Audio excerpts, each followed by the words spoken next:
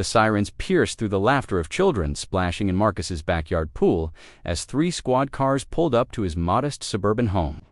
Karen Henderson stood triumphantly on her manicured lawn, arms crossed, watching as officers approached. The fence line, where a dozen kids all from the neighborhood were celebrating his daughter's birthday. "I told you people don't belong here," she hissed, her voice dripping with venom. But as the lead officer removed his sunglasses and smiled at the birthday girl, Karen's smug expression began to crack.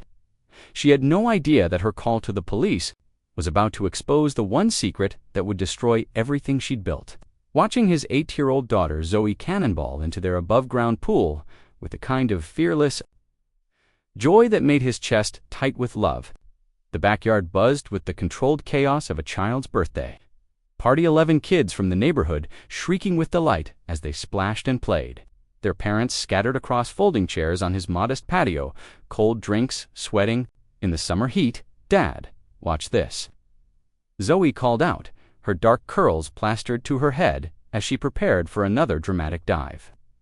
Marcus raised his phone to capture the moment, the same way he'd documented every milestone since her mother died 3 years ago. Each photo was a small act of defiance against the grief that sometimes threatened to swallow them both whole. "Marcus, this is absolutely lovely," said Alina Rodriguez, mother to Zoe's best friend Sophia. She gestured toward the colorful streamers he'd hung between the fence posts, the folding table groaning under homemade sandwiches, and a princess-themed birthday cake. "You've outdone yourself." He felt heat creep up his neck. The words hit him harder than they should have. Since moving to Maple Grove 6 months ago, he'd been hyper-aware of being the only single parent in a neighborhood full of nuclear families, the only black man on a street lined with white picket fences. He'd chosen this house specifically for Zoe: good schools, safe streets, the kind of childhood stability he'd never had. But belonging felt like a daily battle he wasn't sure he was winning. "Hey, Zoe," called out Tommy Peterson, a freckled 9-year-old who lived 3 houses down. "My mom said she might let us use their pool next weekend if we're good." Zoe's face lit up. "Really? That would be so cool." Marcus smiled, watching his daughter navigate the complex social waters of childhood friendships with an ease he envied. She'd adapted to their new life with a resilience that both amazed and worried him. Sometimes he caught her being too cheerful, too accommodating, as if she sensed his own anxiety about fitting in and was trying to compensate more lemonade. Anyone called out Janet Peterson, Tommy's mother, emerging from Marcus's kitchen with a fresh pitcher. She'd insisted on helping despite his protests, claiming it was neighborly duty. This heat is brutal. The afternoon sun blazed overhead, turning his small backyard into a shimmering oasis of childhood joy. Marcus had spent weeks planning this party, determined to give Zoe something special. Money was tight, his job as a night security guard. Paid the bills, but didn't leave much for extras. But he'd saved every dollar he could. The joy on his daughter's face made every sacrifice worth it. "Dad, can we do the piñata now?" Zoe bounced on her toes, dripping pool water onto the concrete. "Let me grab the blindfold." Marcus headed toward the house, passing the group of parents who'd settled into easy conversation about school districts and summer camps, the new girl with a single dad. That's when he heard the voice. Excuse me. The sharp tone cut through the party chatter like a blade. Marcus turned to see Karen Henderson marching across her pristine lawn toward his fence, her face flushed with indignation. At 50-something, Karen was the unofficial queen of Maple Grove. Athleisure outfit looked like it cost more than Marcus made in a week. "Is there a problem, Karen?" Alina Rodriguez stood up from her chair, her voice carefully neutral. Karen planted herself at the fence line, her manicured fingers gripping the chain link. "The noise is absolutely unacceptable. Some of us are trying to enjoy a peaceful Saturday afternoon." Marcus felt every eye in the backyard shift toward him. The children had gone quiet, sensing adult tension the way kids always did. Zoe's smile faltered as she looked between her father and the angry woman at the fence. "It's just a birthday party," Marcus said, keeping his voice level. "We'll wrap up by 5. That's 3 more hours of this chaos." Karen's voice pitched higher. The screaming, the splashing my property values didn't include signing up for a public pool in a residential neighborhood. Janet Peterson stepped forward, her mama bear instincts clearly activated. "Karen, their children having fun. It's Saturday afternoon." Don't lecture me about what's appropriate in this neighborhood, Karen snapped. I've lived here for 15 years.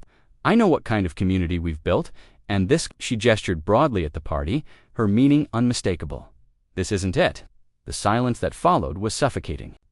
Marcus felt the familiar weight of being seen as other, of not belonging despite paying his mortgage and taxes like everyone else. But before he could respond, 8-year-old Zoe stepped forward, her small voice cutting through the tension.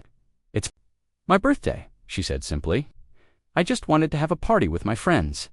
Karen's expression didn't soften. If anything, she looked more irritated. If this doesn't stop immediately, I'm calling the authorities. The authorities? Elena's voice rose. For a child's birthday party, for a noise violation, and improper use of residential property, Karen shot back, there have to be permits for gatherings this size. Health department regulations for that. Pool. I doubt any of this is up to code. Marcus felt his chest tighten. Every permit was filed. Every safety measure in place. He'd triple-checked everything because he knew, somehow, that he'd be held to a different standard. But the threat hung in the air like smoke, poisoning what had been a perfect afternoon. Tires or dramatic entrance?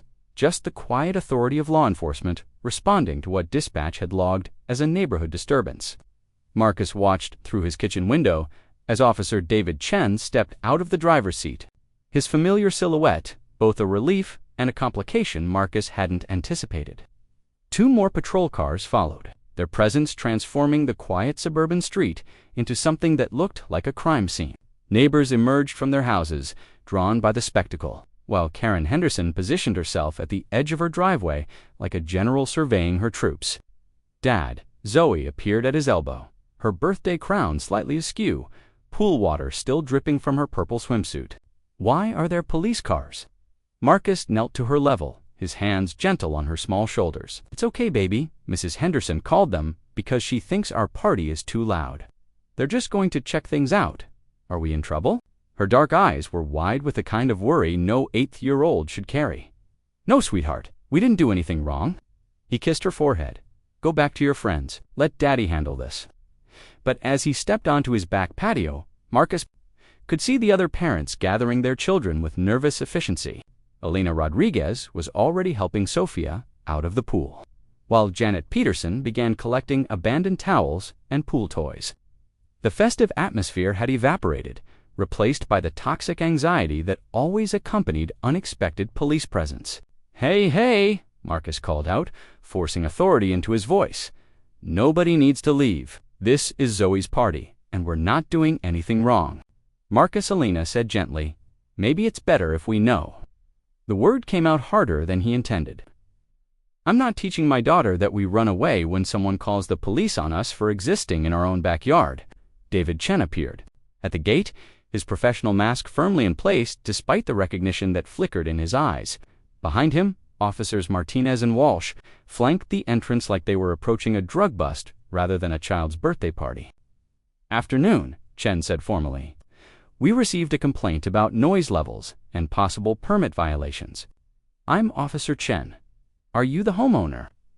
Marcus Williams, he replied, stepping forward with his hands visible owed habits from his police days. This is my daughter's birthday party. Karen Henderson materialized beside the officers like she'd been waiting in the wings. Officer, as I explained on the phone, this gathering has been going on for hours. The noise is excessive, and I have serious concerns about safety violations with that pool setup. Chen's eyes swept the backyard, taking in the small above-ground pool. The modest decorations, the handful of children who'd gone silent at the sight of uniformed officers. How many people are we talking about here, Mr. Williams? 12 children? 6 adults, Marcus answered. It's a neighborhood birthday party. 12 children unsupervised in a backyard pool, Karen interjected. Where are the lifeguards? The safety equipment? I doubt there are proper permits for this kind of gathering. Officer Martinez, a stocky man in his 40s, pulled out a notepad. Ma'am, we'll need to assess the situation ourselves. Mr. Williams, do you have documentation for the pool installation? Marcus felt the familiar burn of having to prove his legitimacy, but he nodded. All permits are inside. Pool was professionally installed last month, fully inspected and approved by the city. I'll need to see those documents, Martinez said. Of course, Marcus started toward the house, then stopped. Through his kitchen window, he could see Zoe pressed against the glass, watching her birthday party dissolve into bureaucratic theater. The other children huddled together at the far end of the pool, their parents forming protective clusters. "David," he said quietly, using his friend's first name with deliberate familiarity. Officer Chen's professional mask cracked slightly. "It's Officer Chen right now." Marcus, the correction stung, but Marcus understood the position his friend was in. Still, he pressed forward. "You know me. You know I'd never put children at risk. This is exactly what it looks like a birthday party." Before Chen could respond, Karen stepped closer, her voice rising. "Are you two acquainted? Because if there's some kind of personal relationship here, I want another officer handling this complaint." The question hung in the air like a lit fuse. Marcus saw Chen's jaw tighten, saw the moment his friend realized the trap they were both walking into. Any admission of their friendship would be twisted into corruption. Any denial would be a betrayal of their history. "I'll get those permits," Marcus said, heading for the house. Inside, his hands shook as he rifled through his filing cabinet. Every document was meticulously organized: pool permits, homeowners insurance, property tax records, even the receipt for the birthday cake. He'd learned long ago that being prepared for interrogation wasn't paranoia when you looked like him. In neighborhoods like this, when he returned to the backyard, the scene had shifted. Officer Walsh, a young woman who couldn't be more than 25, was kneeling beside the pool with a water testing kit, while Martinez measured the distance between the pool and the fence line. Karen supervised from her side of the property line, offering commentary on every perceived violation. "The chlorine levels are within normal range," Walsh reported. "Safety equipment is properly installed and positioned." "What about occupancy limits?" Karen demanded. "Surely there are regulations about how many people can use a residential pool." "Ma'am," Chen said with barely concealed irritation, "this isn't a commercial facility. Homeowners can invite guests to use their pools." Marcus handed over the permits, watching Chen review documents they both knew would be in perfect order. The ritual felt degrading, but he endured it for Zoe's sake. For the sake of every future birthday party and backyard barbecue and normal suburban experience he wanted his daughter to have. "Everything appears to be in order," Chen announced, loudly enough for the gathering crowd of neighbors to hear. "Pool installation is properly permitted and inspected. No safety violations observed." Karen's face flushed red. "What about the noise ordinance?" "They've been carrying on like this for hours." Officer Martinez checked his watch. "It's 3:30. On a Saturday afternoon, noise ordinances typically don't take effect until after 10 p.m. on weekends." "That can't be right," Karen snapped. "There have to be daytime noise restrictions. This is a residential neighborhood, not a public park." "Ma'am," Walsh said patiently, "children playing in a backyard during acceptable hours doesn't constitute a noise violation." The defeat in Karen's expression lasted only a moment before it hardened into something uglier. "Fine. What about the other issues? Property maintenance, lawn care violations, that eyesore of offense?" Marcus felt something cold settle in his stomach. Karen was fishing now, desperately searching for any violation she could use to justify her call. But Chen stepped forward, his professional demeanor sharpening into something that suggested his patience was wearing thin. "Mrs. Henderson, unless you have specific documented violations to report, we're going to clear this call and let these people get back to their party." "Documented violations." Karen's voice rose to a screech. "I've been documenting everything. Since the day they moved in, the late-night music, the improper garbage disposal, the unauthorized modifications to the property." "Late-night music," Marcus interrupted. "I work night security. I'm never home late enough for music." "Don't lie to me," Karen snarled. "I have recordings of the noise violations, time-stamped evidence of." "Ma'am." Chen cut her off. "Do you have those recordings?" "With you now," Karen faltered. "Well, no, but I can get them." "Then you can file a formal complaint with the city if you have documented evidence of violations," Walsh said. "But right now, we don't see any violations occurring." The officers began backing toward the gate, and Marcus could see Karen's desperation mounting. She'd called the police, expecting vindication, expecting to watch him be humiliated and removed from the neighborhood. Instead, she was being dismissed, while his party was being declared legitimate. "This is ridiculous," she said, her voice cracking. You people come into our neighborhood and think you can do whatever you want. Well, I won't stand for it.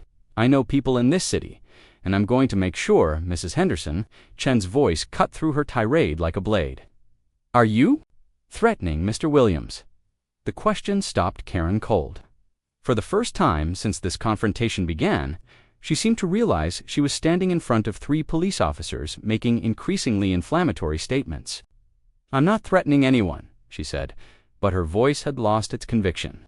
"I'm just saying that some of us care about maintaining community standards." "Community standards," Alina Rodriguez said from behind them. Marcus turned to see that the other parents hadn't left after all they'd been watching from his patio. And now Alina stepped forward with the quiet dignity of someone who'd had enough. "Is that what you call harassing a man for throwing his daughter a birthday party?" "I wasn't harassing anyone," Karen protested. "I was protecting our property values by calling the police on children." Janet Peterson joined Alina, her mama bear instincts fully activated. "Karen, you should be ashamed of yourself. Don't you dare lecture me about..." "About what?" Alina's voice was steel. "About treating Unit 247 to dispatch." Chen spoke into his radio, his voice carrying the kind of cold authority that made everyone in the backyard go still. "I need a supervisor to 1247 Maple Grove Drive. We have a potential harassment situation that requires documentation." Karen's face went white. "Harassment. I'm the one who called you. I'm the victim here. Right now, no longer treating her as the complainant, but as the problem." Daddy Zoe tugged at his shirt, her birthday crown askew. "Can we finish my party now?" This was supposed to be her day, her 8th birthday, her chance to feel normal and loved and celebrated. Instead, she'd watched her neighbors rally around her, seen police cars in her driveway, and heard a grown woman's barely concealed hatred directed at her family. "Yes, baby," he said, kneeling to adjust her crown. "Let's finish your party." Alina Rodriguez immediately stepped forward. "You heard the man? Everyone back in the pool. We've got a piñata to destroy and cake to eat." The kids were confused, picking up on the adult tension they couldn't fully understand. Still, the lure of the pool and the promise of cake gradually drew them back into something resembling celebration. "Mr. Williams," Chen said quietly, "I need to ask you some questions for the report." Marcus nodded, watching Karen pace her driveway while speaking frantically into her phone. "She's calling someone," Letter Chen replied. What she just said in front of witnesses and 3 police officers was pretty clear harassment based on race. "We need to document everything," race Karen's voice carried across the yard. "This has nothing to do with race. I would have called the police on anyone causing this kind of disturbance." Officer Martinez looked up from his notepad. "Ma'am, your exact words were about maintaining the kind of community we've built here and remembering when this was a different kind of neighborhood. You want to clarify what you meant by that?" Karen's mouth opened and closed like a fish. I meant property values, neighborhood standards. That's not racist, because everyone knows that property values and neighborhood standards are never coded language for anything else."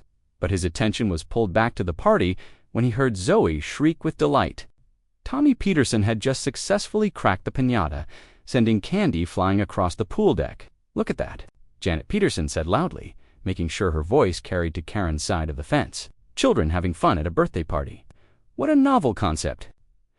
A black sedan pulled up behind the police cars, and Marcus recognized Sergeant Rodriguez Ellen as husband and Chen's supervisor. Maria had mentioned that her husband worked in law enforcement, but Marcus hadn't made the connection until now. Sergeant Rodriguez surveyed the scene with the weary expression of a man who'd seen too many neighborhood disputes escalate into something ugly. "I'm Sergeant Rodriguez. I understand there's been some confusion about your daughter's party." "Confusion?" Marcus almost smiled. "That's one way to put it. My wife told me to make sure you know that our Sophia has been talking about this party for weeks," Rodriguez said, his voice carrying enough for Karen to hear. She was so excited to celebrate with Zoe. Karen appeared at her fence again, her phone pressed to her ear. "This is Karen Henderson. Knows me from the Police Benevolent Association fundraisers. I'm being harassed by your officers, and I want this situation resolved properly." Sergeant Rodriguez's eyebrows rose. "And I'm trying to get proper service from the police department I help fund," Karen snapped. "I called about a legitimate noise complaint, because you made racially motivated comments in..." front of 3 witnesses and 3 police officers, Walsh said, "That's actually a crime, ma'am." The blood drained from Karen's face. I didn't say anything racist." "You're putting words in my mouth." Chen pulled out his notepad. "Should I read back your exact quotes, Mrs. Henderson? Because I wrote them down word for word." "This is harassment," Karen said, but her voice had lost its conviction. "I'm calling my lawyer." "That's your right," Sergeant Rodriguez said, "but first, we need to finish documenting this incident. Mr. Williams, have you had previous issues with Mrs. Henderson?" Marcus glanced toward the party, where Zoe was now opening presents, surrounded by her friends. Alina caught his eye and nodded, encouraging Lishi and the other parents had everything under control. "She's made comments before," Marcus said carefully.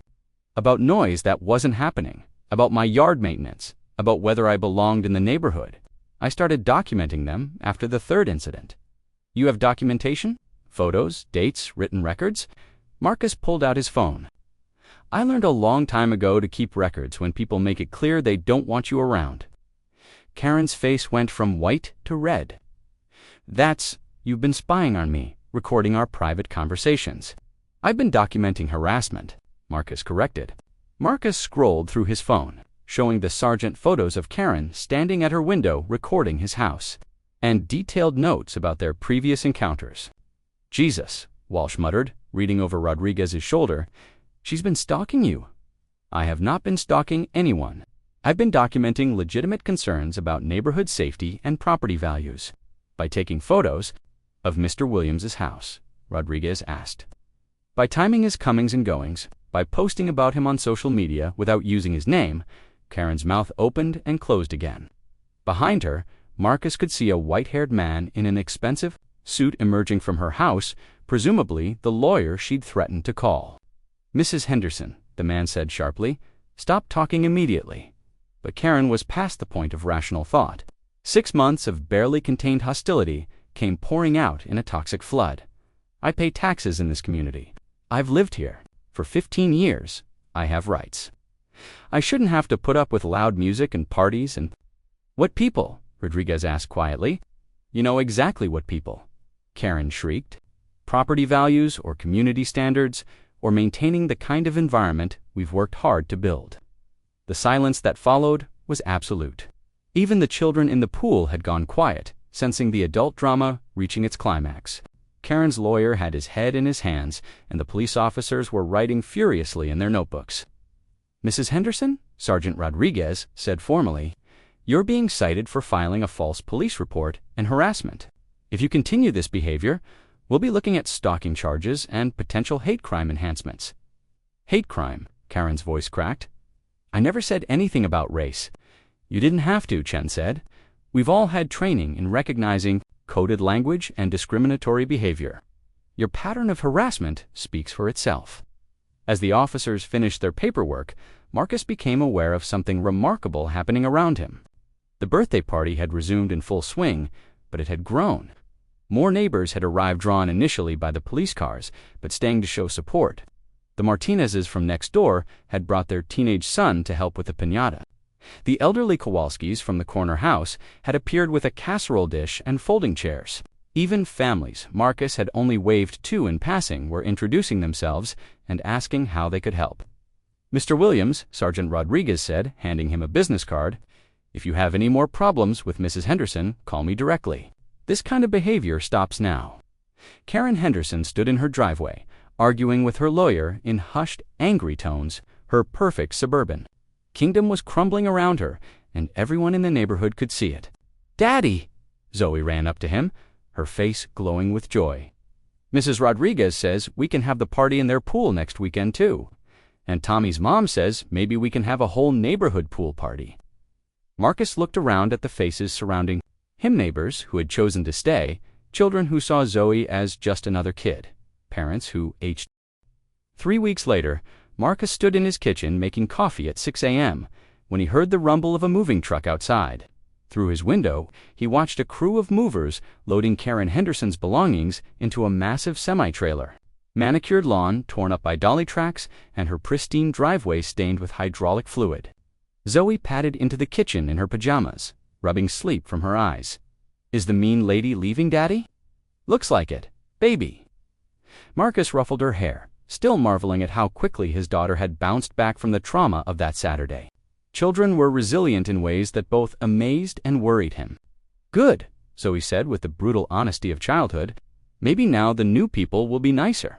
The new people, Marcus smiled, remembering Alina Rodriguez's excited phone call 2 days ago. The young couple who'd bought Karen's house were both teachers, had 2 small children, and the husband was a veteran who'd served 3 tours overseas. They'd specifically chosen Maple Grove because they'd heard it was the kind of neighborhood where people looked out for each other. If they only knew the half of it, Marcus poured his coffee and checked his phone, scrolling through the latest updates in the group chat that had formed after Zoe's party. What had started as coordination for the neighborhood pool party had evolved into something much bigger, genuine community network, where people shared everything from babysitting duties to lawnmower repairs. Alina Rodriguez, 6:02 a.m., anyone else watching the Karen Henderson farewell tour. Janet Peterson, 6:03 a.m., best thing to happen to this street in years. My Tommy asked if we could throw a goodbye Karen party, Mr. Kowalski, 6:15 a.m.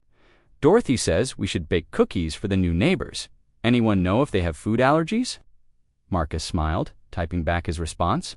The group chat had become a lifeline. He hadn't known he needed a place where his neighbors checked in on him and Zoe, where he could offer help with their kids or yard work, where he finally felt like he belonged. His phone buzzed with a call from David Chen. You see the news? David asked without preamble. What news? Check Channel 7's website. Our friend Karen made headlines. Marcus pulled up the news site, and there it was. Suburban woman faces federal charges in racial harassment case. The article detailed how Karen's pattern of behavior had caught the attention of the FBI's Civil Rights Division, especially after her documented harassment tactics and the social media evidence Marcus had provided. They're calling it a test case, David continued, using existing civil rights laws to prosecute housing discrimination in new ways. The DA's office thinks it could set precedent for other cases. Marcus scrolled through the article, seeing quotes from legal experts about the importance of prosecuting subtle racism and protecting families from discriminatory harassment. Karen's face stared back at him from the screen, the same woman who'd tried to destroy his daughter's birthday party, now facing federal prosecution and national scrutiny. How's she taking it? Marcus asked. About as well as you'd expect. Her lawyer's trying to plead it down, but the evidence is pretty damning. All those photos she took of your house, the social media posts, the witness statements from your neighbors, it paints a clear picture of systematic harassment. Marcus thought about the ripple effects of that Saturday afternoon. Karen's reputation in the community had been destroyed, but more than that, her behavior had galvanized the neighborhood in ways she never could have anticipated. The pool party that was supposed to be shut down had become a weekly tradition, rotating between different houses each weekend. Marcus David's voice pulled him back to the present. There's something else. The police department wants to offer you a position. What? Community liaison. Working with neighborhoods to prevent exactly this kind of situation. It's a new position, federal grant funding, and they want someone who understands both sides of the equation. Marcus felt something shift in his chest. 3 years ago, he'd left law enforcement behind, convinced that he couldn't make a difference in a system that seemed designed to perpetuate the very problems he'd experienced. But maybe there was another way to serve and protect, not just as a cop on the beat, but as a bridge between communities and the officers who serve them. Can I think about it? Of course. But Marcus should be perfect for this. What happened? With Karen, the way you handled it, the way your neighbors rallied around you, that's exactly the kind of community building we need more of. After hanging up, Marcus sat in his quiet kitchen, watching the moving truck pull away from Karen's house. The street looked different without her presence, lighter, somehow, as if a toxic cloud had finally lifted. Dowdy, Zoe appeared again, now dressed for school. Can Sophia come over after school today? We want to practice swimming for the pool. Party this weekend, of course. Baby, which house is hosting this week? The new people? Mrs. Rodriguez said they want to meet everyone, so we're having a welcome party in their pool. Marcus grinned. Leave it to Alina to turn a weekly pool party into a neighborhood welcome wagon. That sounds perfect. As they walked to the bus. Stop. Marcus noticed something he'd never seen before, other parents and children emerging from their houses. all heading in the same direction. All part of the same morning routine. Mrs. Kowalski waved from her garden, where she was planting flowers. The Martinez teenagers called out greetings as they rode past on their bikes. Even families from streets over had started using the Maple Grove bus stop, drawn by what Alina had started calling the neighborhood crew. Mr. Williams, Tommy Peterson, ran up, his backpack bouncing. "My mom says you might be a police officer again." "Maybe," Marcus said carefully. "Would that be okay with you?" Tommy's eyes went wide. "That would be so cool. Could you teach us about police work at the next pool party? If you want to learn, sure." Zoe beamed up at him. "Daddy's the best police officer ever.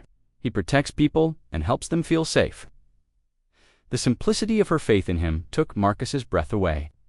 She'd watched him navigate Karen's harassment, with grace and strength, had seen her community rally around their family, and had emerged from the experience with an unshakable belief in justice and belonging. The school bus rounded the corner, and Marcus knelt to give Zoe her goodbye hug. "Have a good day, birthday girl," he said, using the nickname that had stuck since the party. "Every day is a good day now, Daddy," she replied with 8-year-old wisdom, "because we have the best neighbors in the whole world." As the bus pulled away, Marcus's phone buzzed with a text from an unknown number. "Unknown 7:45 a.m., Mr. Williams. This is Sarah Chen. Moving in next week to 1251 Maple Grove.